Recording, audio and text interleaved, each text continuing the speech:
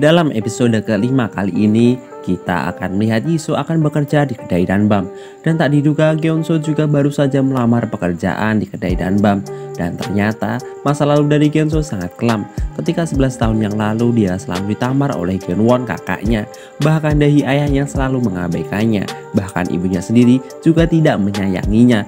Bahkan di suatu hari Gyeonso mengambil jalannya sendiri. Dia meninggalkan rumahnya dan hidup tanpa bantuan dari siapapun.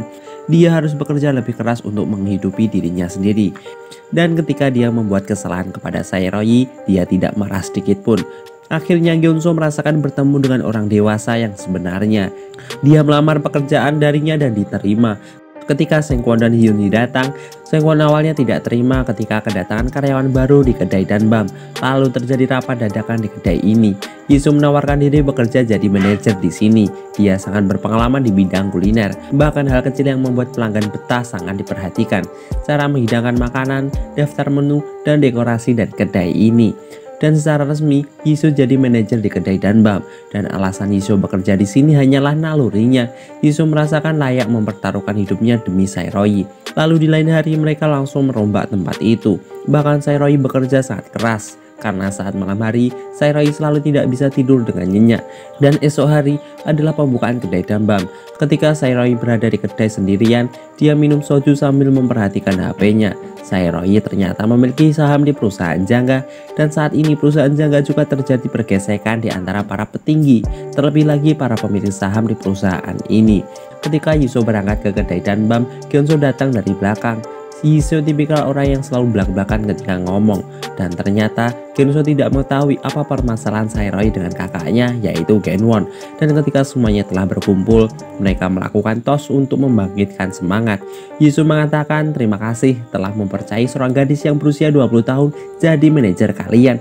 Aku yakin Ita pasti akan dapat hasilnya. Dan tujuan mereka akan menguasai Itaewon. Kemudian Jisoo melakukan pekerjaan keahliannya, promosi di blog dan di media sosialnya. Bahkan kedai mereka sangat banyak pengunjung di hari pertama. Mereka semua bekerja dengan sangat keras. Ketika Suah dari luar, dia sangat terkesan dengan ramainya kedai Danbam. Dan ketika kedai telah tutup, mereka melakukan pengecekan hasilnya. Bahkan hari ini adalah hari pertama mereka mendapatkan untung yang paling banyak. Semua orang yang datang tadi hanya karena melihat promosi yang dilakukan oleh Jisoo. Dan jika ingin pengunjung tetap ramai, cita rasa dari makanan kedai harus benar-benar enak. Lalu di lain hari, Dahi sedang makan siang di salah satu cabang yang dikelola oleh Suah. Kemudian mereka mengobrol. Ketika mereka sampai di depan kedai Danbam, kedai itu sangat ramai didatangi pengunjung. Dahi khawatir jika akan disaingi oleh kedai milik Pak Saeroyi. Lalu ketika Jisoo dan Saeroyi jalan bersama, tak sengaja Suah berjalan dari arah depannya. Suah sangat acuh kepada Saeroyi. Lalu saat kedai ramai pengunjung, Saeroyi sangat ahli ketika memasak karena Hyunhee mengambil libur hari ini. Kemudian mereka makan masakan dari Saeroyi bersama-sama. Kemudian Jisoo bertanya kepada Saeroyi, bagaimana bisa Hyunhee yang bukan koki malah berada di dapur? Dan alasan Saeroyi sangat bodoh. Ketika dulu mereka bekerja di pabrik yang sama, Hyunhee membuatkan bekal untuk Saeroyi. Karena bekal yang dia buat dulu terasa enak untuk Saeroyi. Lalu mereka semua pulang. Saat Sengkwon, Gyeonso, dan Jisoo sedang menunggu bus datang, terlintas pikiran mereka untuk pergi ke klub. Ternyata Sengkwon belum pernah pergi ke klub sama sekali. Kemudian Jisoo yang ahli dalam bidang ini, dia mengajari beberapa tarian yang ada di klub. Jisoo juga memberitahu tahap-tahap jika Sengkwon ingin mendapatkan wanita di sebuah klub. Lalu Sengkwon sangat penasaran mengajak mereka untuk masuk ke klub hari ini juga. Kemudian mereka minum. Lalu Sengkwon langsung mencari mangsanya. Dia mengingat semua perkataan dari Jisoo. Ketika telah mendapatkan target wanitanya, Sengkwon langsung bergerak mendekatinya. Dan ketika wanita ini berbalik arah dengan senyuman di wajah Sengkwon, ternyata wanita ini mengenal Sengkwon. Sengkwon yang belum sadar tiba-tiba teringat dia adalah Hyunhee, koki yang ada di kedai Danbam. Dia adalah seorang transgender, tapi dia belum melakukan sunat yang full. Tahu kan maksudku? Dan mereka sangat canggung ketika mengetahui temannya seorang transgender. Kemudian Hyunhee pergi. Ketika hari telah berganti, kedai Danbam buka seperti biasanya. Tetapi banyak pelanggan yang melakukan komplain. Ada rambut di makanan mereka, lalu masakannya ada yang sangat hambar. Jisoo seorang manajer memarahi Hyunhee karena dia bekerja kurang bagus hari ini. Ketika Hyunhee membereskan dapur, mereka berempat melakukan rapat dadakan. Jisoo tak mau rugi hanya karena kinerja kokinya kurang bagus. Dia ingin Saeroyi memecat Hyunhee. Hyunhee ternyata mendengar obrolan mereka. Hyun-hee sangat sedih ketika tahu akan dipecat. Lalu Sae-royi menyuruh Geun-soo untuk memanggil Hyun-hee ke sini. Sae-royi adalah orang yang sangat percaya dengan temannya. Hanya karena masalah ini, Sae-royi tidak memecatnya. Dia malah memberikan gaji 2 kali lipat untuknya. Bukan untuk pesangon, melainkan dia harus bekerja 2 kali lipat lebih keras jika Hyun-hee menyukai pekerjaan di kedai danbam. Sae-royi memberikan penyemangat untuk mereka semua. Jisoo yang awalnya menyuruh Sae-royi untuk memecatnya hanya diam saja. Dia mengikuti perkataan dari Sae-royi dan menyetujui Hyun-hee untuk bekerja di sini. Lalu di lain hari ketika Jisoo akan bekerja, dia bertemu dengan 3 orang temannya dulu.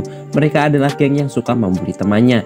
Dan akibat dari rekaman Jisoo, mereka dikeluarkan dari sekolah. Mereka ingin balas dendam.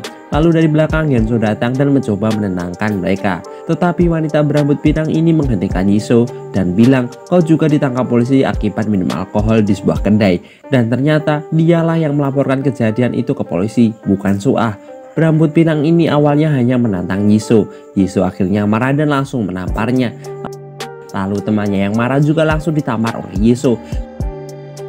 Ketika wanita ini akan menyerang Jisoo lagi, dia dengan mudah langsung menarik rambutnya dan menamparnya beberapa kali. Kemudian dia mengingat perkataan Suah tempo hari. Dia mengaku kalau dirinya lah yang melaporkan mereka. Jisoo telah salah sangka kepadanya. Dan kejadian yang sebenarnya adalah awalnya Suah telah menelpon polisi. Tetapi entah karena alasan apa, dia tidak jadi melaporkan Jisoo dan temannya. Lalu datanglah 2 orang wanita ini. Dia menelpon polisi dan melaporkan Jisoo. Lalu saat Jisoo dan Sae-royi berada di rooftop, Sae-royi menyuruhnya untuk memberikan pembelajaran untuk Hyun-hee soal masakannya. Hingga kerja kerasnya Hyun-hee membuahkan hasil. Masakannya telah memenuhi kriteria menurut Jisoo. Hyun-hee selangkah lebih maju. Dia sangat senang. Bahkan Sengko dan Geun-soo yang menguping juga sangat senang. Lalu di lain lokasi, Suah jalan dengan sempoyongan. Dia kebanyakan minum alkohol. Lalu dia berteriak sangat keras. Dan dari belakang Sae-royi dan teman-temannya melihatnya. Sae-royi bergerak menenangkannya.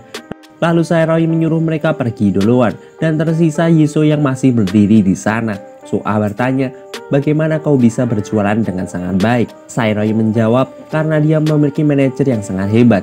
Karena terlalu mabuk, Suah bergerak begitu cepat. Dia akan mencium Sae-royi. Dan Jisoo yang melihatnya langsung memegang mulut Suah. Anjing gagal. Dan episode kelima berakhir. Apakah tujuan Jisoo untuk mendapatkan cintanya Sae-royi berhasil? Sedangkan di balik itu semua, Sae-royi juga telah lama jatuh cinta kepada Suah, kurang lebih 10 tahun. Gimana hasilnya? Oke, tunggu episode selanjutnya. Matur suwun.